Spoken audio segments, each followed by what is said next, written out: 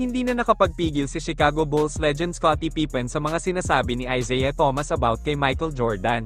Si Isaiah Thomas ay kilala bilang isang rival ni Michael Jordan noong 80s at umabot pa sa punto na hindi sila nagkasundo kung sino ang maglalaro sa 1992 Olympic basketball team. Dahil sa mga nangyari, madalas na naglalabas ng sama ng loob si Isaiah Thomas sa media at hanggang ngayon maging sa social media lagi niyang pinapatamaan si Michael Jordan. Kaya't hindi na nakapagpigil si Scottie Pippen na pagsabihan si Thomas para tigilan na si Jordan sa mga masasakit at mga paratang nito.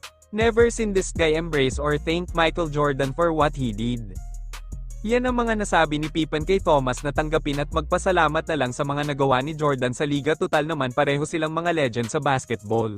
Hanggang ngayon wala pa rin tugon si Isaiah Thomas sa mga sinabi ni Scottie Pippen. Lumaki na talaga ang galit ni Isaiah Thomas kay Jordan dahil na si Michael Jordan ang naging mukha ng liga noong 90s era.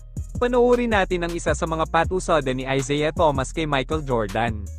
As a champion, Chicago hadn't won yet. As a matter of fact, we was beating them, still finishing 4th and 5th in the division.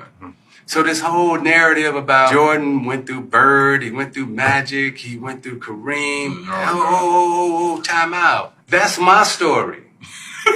Ain't Jordan's story.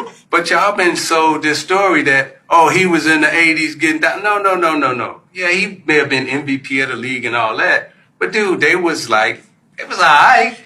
You know what I mean? Not taking away from MJ in terms of what he was able to do individually.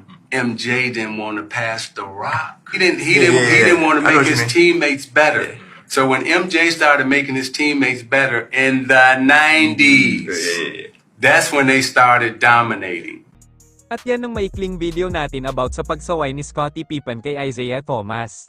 At kung may komento kayo, ilagay lang sa ibaba at ating pag-uusapan yan. Huwag sanang kalimutang mag-like, follow at share ng mga videos ko. Maraming salamat mga boss, ingat palagi at God bless.